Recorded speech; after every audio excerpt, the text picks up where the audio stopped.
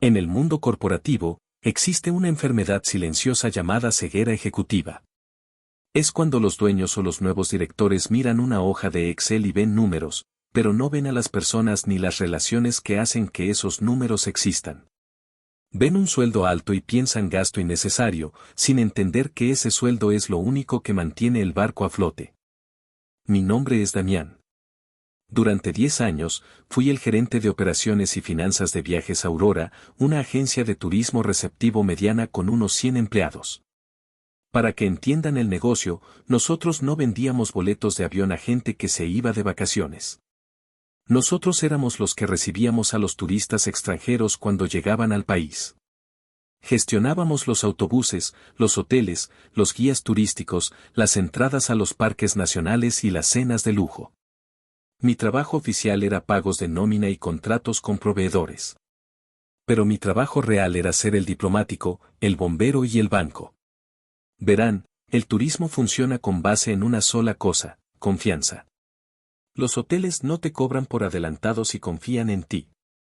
Te dan crédito a 30 o 60 días. Las empresas de transporte mueven sus autobuses a las 4 de la mañana solo porque saben que yo, Damián, les voy a aprobar la factura el viernes sin falta. Los guías turísticos, que son freelance y viven de sus comisiones, aceptan trabajar horas extra porque saben que yo nunca fallo en depositar sus bonos. Durante una década, construí un ecosistema perfecto. Tenía los números personales de los gerentes de los hoteles más grandes. Sabía los cumpleaños de las dueñas de los restaurantes. La empresa funcionaba como un reloj suizo. Los dueños originales, una pareja de ancianos encantadores, lo sabían y me dejaban trabajar en paz. Pero hace 6 meses, los dueños se retiraron. Vendieron la mayoría de sus acciones y dejaron el control a su hijo, Ricardo. Ricardo tenía 30 años, un MBA en línea y muchas ganas de demostrar que era un tiburón de los negocios. Llegó con un equipo de consultores que tenían trajes caros y ninguna idea de cómo funciona el turismo real. El primer mes fue de análisis. Ricardo se paseaba por la oficina mirando por encima del hombro de todos. Un martes, me citó en su oficina. Damián, siéntate, dijo, sin levantar la vista de su laptop. Me senté. En la pantalla grande de la pared, tenía proyectado mi desglose salarial y mis funciones. He estado revisando la estructura de costos, empezó Ricardo, usando esa voz impostada de jefe de película. Tu departamento nos cuesta demasiado. Tienes un salario muy alto para alguien que, esencialmente, hace lo que un software podría hacer. Disculpa, Ricardo, le respondí con calma.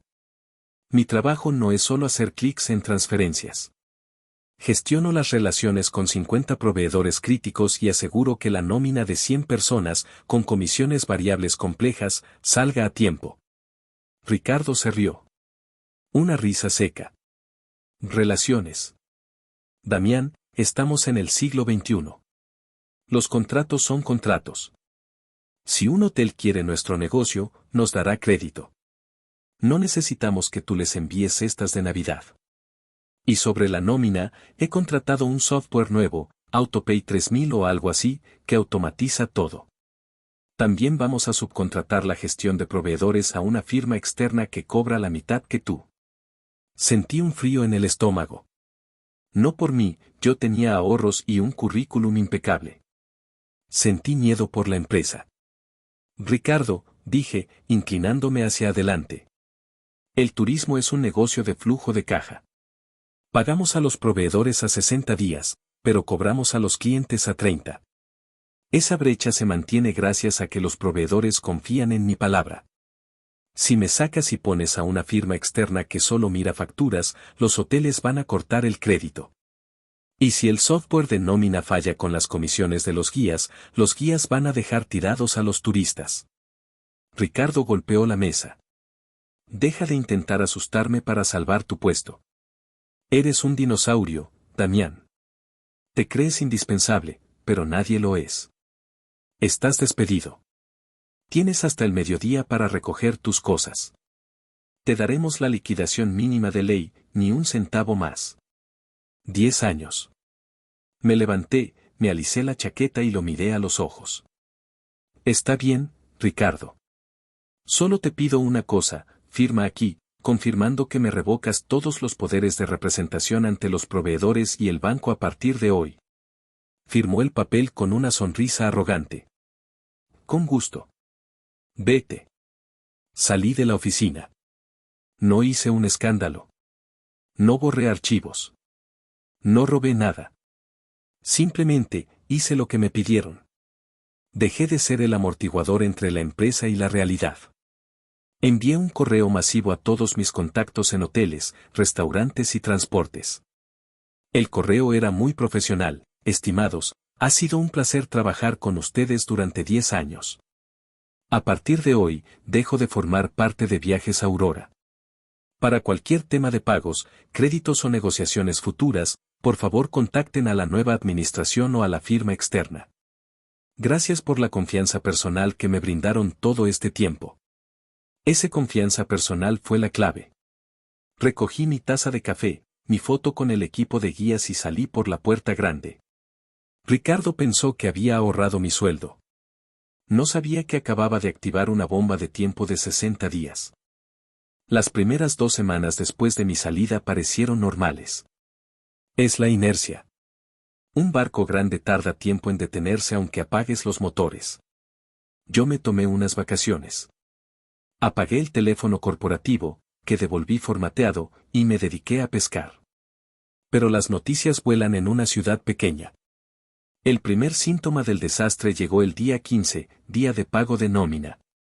Como Ricardo había implementado su fabuloso software automático sin entender cómo funcionaban las comisiones de los guías, ocurrió el desastre. Los guías turísticos en nuestra empresa tenían un sueldo base bajo, pero ganaban mucho dinero por días de ruta y bonos de satisfacción. Yo calculaba eso manualmente basándome en los reportes de los clientes. El software, por supuesto, solo pagó el sueldo base. Imaginen a 40 guías turísticos, gente que trabaja 12 horas al día lidiando con turistas exigentes, recibiendo un cheque por el 30% de lo que esperaban. Según me contaron mis excompañeros, la oficina casi arde. Los guías fueron a gritarle a recursos humanos. Ricardo salió y les dijo, es un error del sistema, se ajustará el próximo mes. Tengan paciencia. En el turismo, no puedes pedirle paciencia a un guía. Ellos viven al día. ¿El resultado? Al día siguiente, 10 de los mejores guías, los que manejaban los grupos VIP, se reportaron enfermos. Ricardo tuvo que enviar a personal de oficina, gente que no hablaba bien inglés y no conocía la historia de la ciudad, a hacer los tours. Las quejas de los clientes empezaron a llegar como lluvia ácida en TripAdvisor. Pero eso fue solo el frente interno. El verdadero golpe mortal se estaba gestando en el frente externo, en mi antiguo terreno, los proveedores. A la tercera semana, llegó el vencimiento de las facturas de la cadena de hoteles Gran Vista, nuestro proveedor más grande. Normalmente, yo tenía un acuerdo verbal con la gerente de cuentas, Sofía. Si el flujo de caja estaba bajo, yo la llamaba y le decía, Sofi, aguántame el pago una semana más, te deposito el próximo viernes seguro. Y ella lo hacía, porque en 10 años nunca le fallé. Esta vez, el sistema automático de la firma externa simplemente no pagó porque faltaba una firma digital o alguna burocracia absurda. Sofía llamó a la oficina. Nadie le contestó o la pasaron con un junior que no sabía quién era ella. Sofía me llamó a mi celular personal. Damián, ¿qué pasa? Nadie me responde en Aurora. Se venció la factura de $50,000 hace 3 días.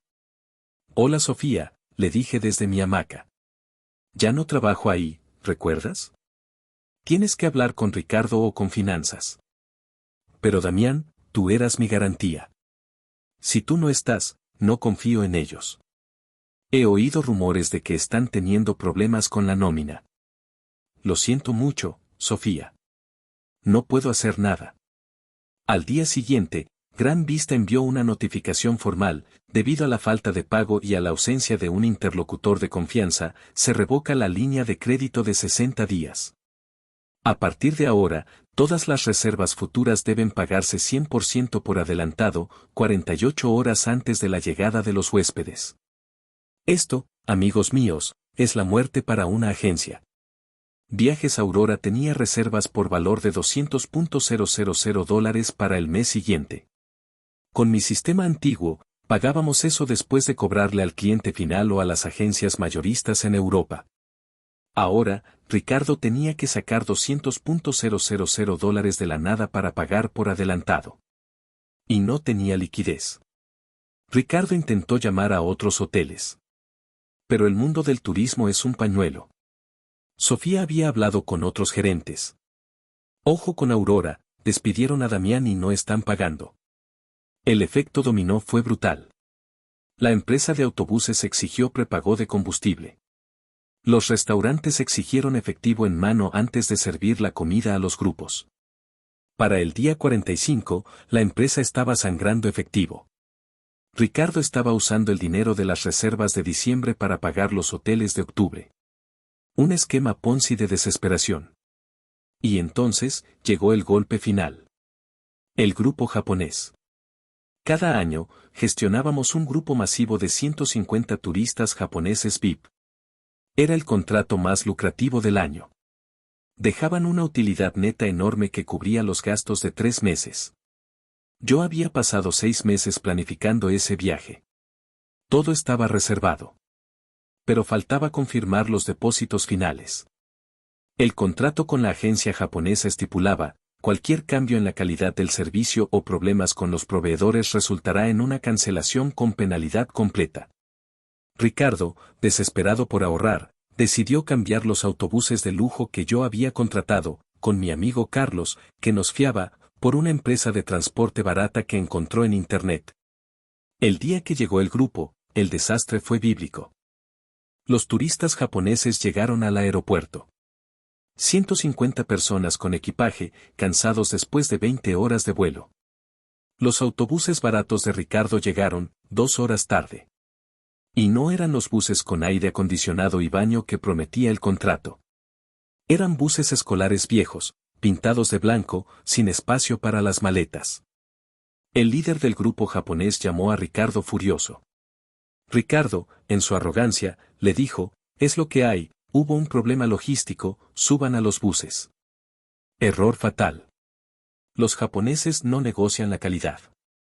Se negaron a subir. Mientras tanto, en el hotel. Como Ricardo no tenía liquidez, había pagado solo el 50% de las habitaciones, esperando que el hotel aceptara el resto al final. Pero el hotel aplicó la nueva política de sin Damián, no hay crédito. Cuando el grupo, que finalmente tuvo que tomar taxis pagados de su bolsillo, llegó al hotel, la recepción les dijo, lo sentimos, solo tenemos pagadas la mitad de las habitaciones. No podemos hacer el check-in hasta que se liquide el total.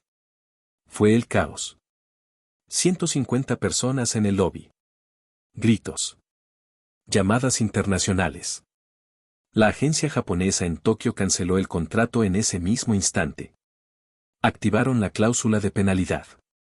No solo no iban a pagar el resto, sino que demandarían a Viajes Aurora por incumplimiento de contrato y daños a la imagen.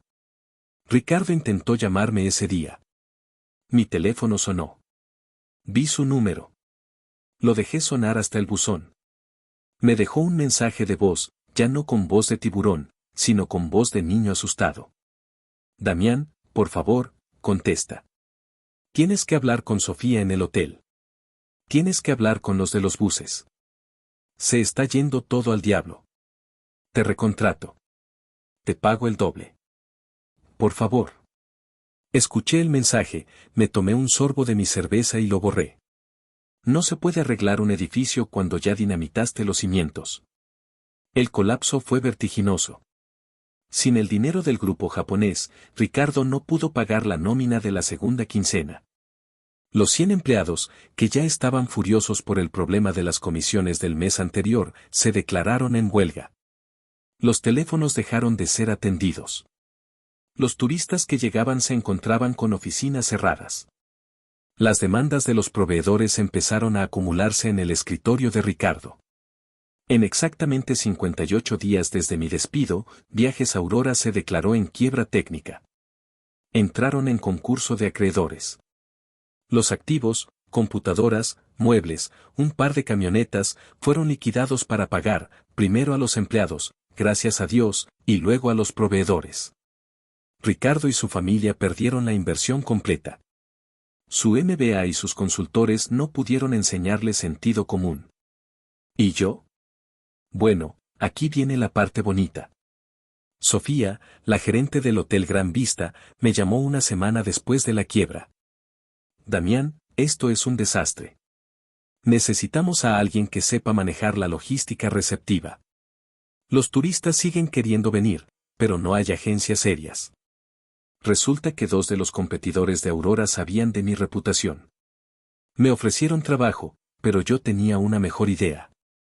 Con mi liquidación y mis ahorros, abrí mi propia consultora pequeña. ¿Mis primeros clientes? La misma agencia japonesa que tuvo la mala experiencia. Me buscaron porque sabían que, en los años anteriores, cuando yo estaba a cargo, todo había sido perfecto. Ahora trabajo por mi cuenta. Tengo 5 empleados, no 100. Pero manejo las cuentas más grandes de la ciudad. Hace poco me crucé con Ricardo en la calle. Iba con traje, pero se veía desalineado, caminando rápido hacia una entrevista de trabajo. Me vio y cruzó la calle para evitarme. La lección de hoy es simple, amigos, si tienes a un empleado que lleva 10 años resolviendo problemas que ni siquiera sabes que tienes, que tiene las llaves de la confianza de tus proveedores y que maneja el dinero de tu gente, no lo despidas para ahorrarte unos dólares. Porque ese empleado no es un gasto. Es el seguro de vida de tu empresa. Y si le quitas el seguro al coche y te estrellas, no culpes al asfalto. Gracias por escuchar esta historia de justicia corporativa. Si alguna vez han tenido un jefe como Ricardo, déjenmelo en los comentarios. Suscríbanse, denle like y recuerden, valoren a quien les cuida el negocio. Nos vemos en el próximo video.